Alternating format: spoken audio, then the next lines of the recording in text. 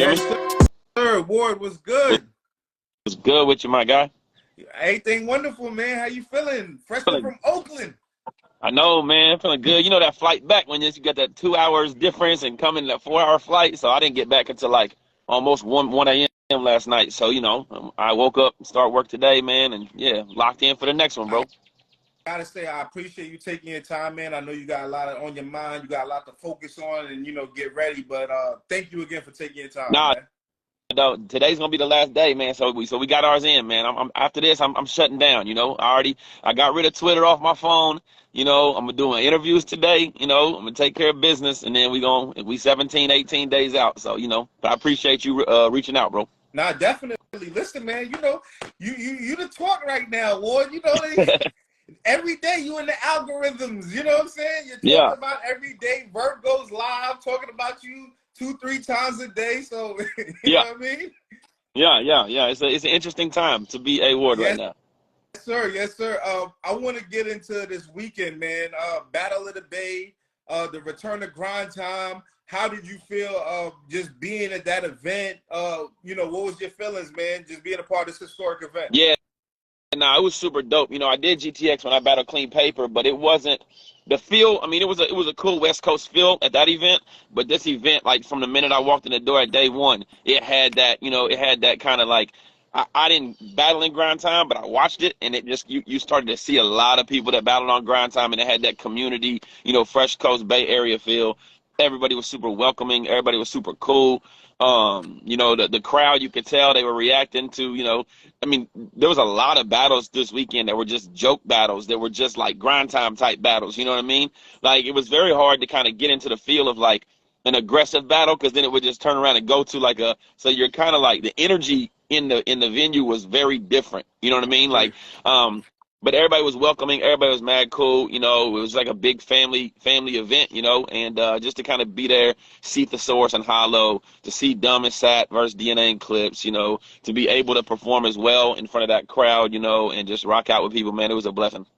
Well, outside of course your battle, what battle for you stuck out, or which one did you get to actually enjoy? I caught bits and pieces of a lot of them. Okay. Like you'll see me like I was invested, with B Magic. I wanted to be there for the Midwest. B Magic and Low Pesci, unanimous versus Fredo. I was there because, man, shout out to Unan. I've been following his journey on Twitter of sobriety, man, and he's just been real encouraging, and he's just a real cool dude, you know what I mean? And so I wanted to kind of be there since he was from the UK, to just kind of like shake hands with him and say, yo, I'm proud of you for your sobriety, your journey. And I knew that he wasn't gonna have a lot of people behind him, being from overseas. So I was there to support him for that one. I was so exhausted, I really didn't even get to hear anything from Thesaurus and Hollow. So I haven't even paid attention to that battle yet. But there was a lot of good performances, man. I thought Marv 1 got real crazy. I thought Magic got crazy. I thought SoulCon got crazy. But there's a lot of good performances. Did you catch Big K and Rex? I did. That was another one I was invested in, man. And man, that was a good one, bro. I knew Rex. Everybody kept telling me, yo, Rex got some stuff. Rex got some stuff, and there's, we love Rex. Sometimes when people say Rex got some stuff, it's like a biasness, but like, no, Rex really has some stuff. You see, I got the slam dunk hat on.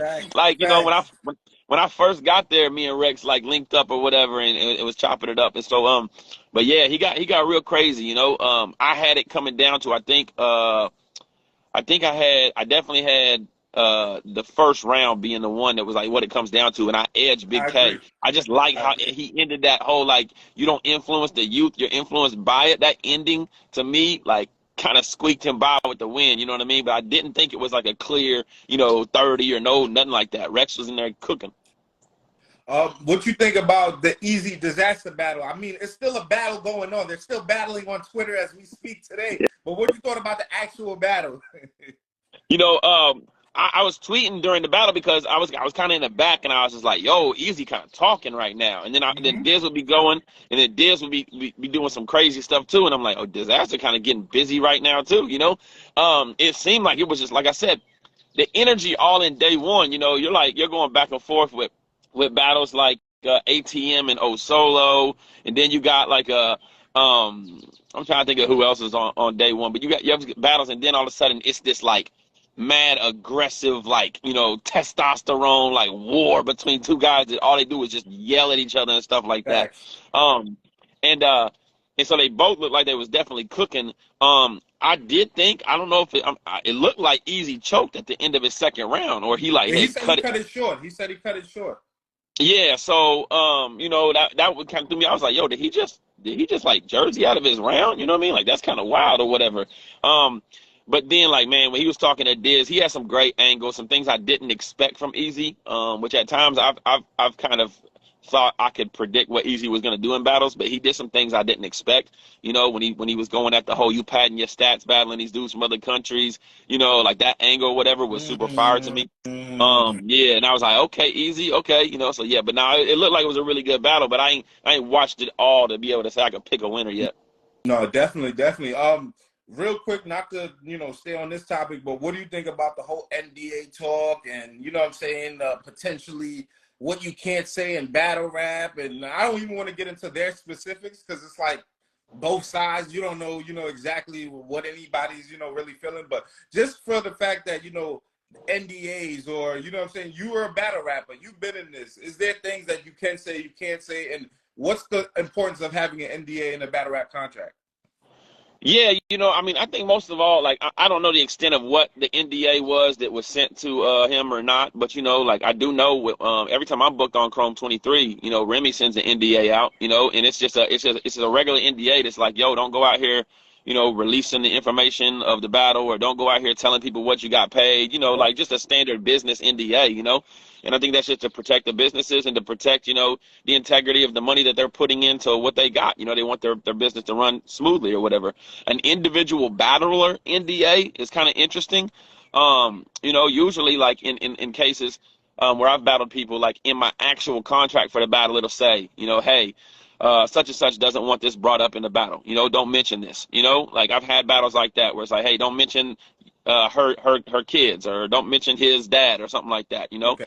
and before I sign it, you know, I'm honoring that. I'm signing my contract and I'm saying, you know, I'm not gonna bring that up. And the type of battler I am, I'm not gonna bring it up. You know, so I don't think I've never seen like a specific NDA sent out by just a battler himself, you know. But I mean, he's also managed by Remy, so I don't know if there's like a, you know, if she's handling that or whatever, you know.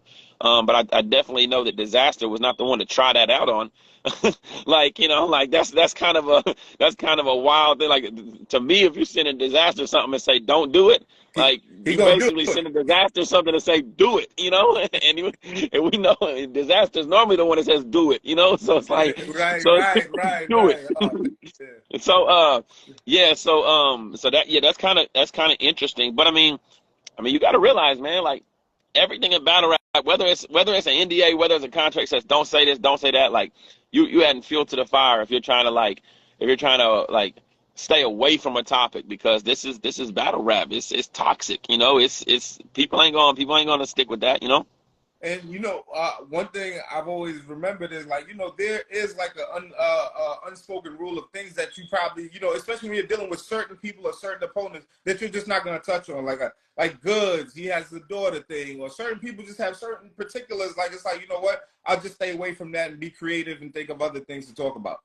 Yeah. And for the most part, you know, battle rap, if you're a part of that community, right? Like, let's say, like, you know, me, like Marv, Real Deal, Chilla, Loso, Saga, you know, I'm really close with like some battle rappers or whatever. You know what I mean? And like, I'm not going to I'm not gonna go out of the confines of like the respect for a battle, because my other brothers and my other peers are gonna be looking at me like, "Whoa, that's not what we do here." You know what I mean? Like Right. that's not how you operate. You know, we're holding each other accountable. You know what I mean?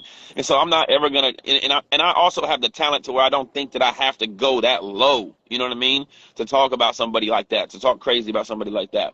But yeah, it's an unwritten rule. You know that you don't talk about dead people, family members, like those kinds of things or whatever. But it's just like you have to know you have to know like who you're battling and what home field you're playing on. You know what I mean? And it's just like, yo, like I wouldn't go into a battle with a guy like Dizaster. You know, I probably wouldn't even go into a battle with a guy like, you know, Geechee, Arsenal. You know, some of these guys. You Facts. know, and that's no disrespect to them, because they've always kept it 100 on how they operate, right? Yeah. That they just like, yo, I'm me. I don't play by the Yeah. rules. You know what I mean? I wouldn't go into those battles with the expectation that if I, man, sending an NDA of don't say this is like literally like sending an NDA and say, here's what you're going to talk about Right. round one, That's round a two, fact. round three. That's wild.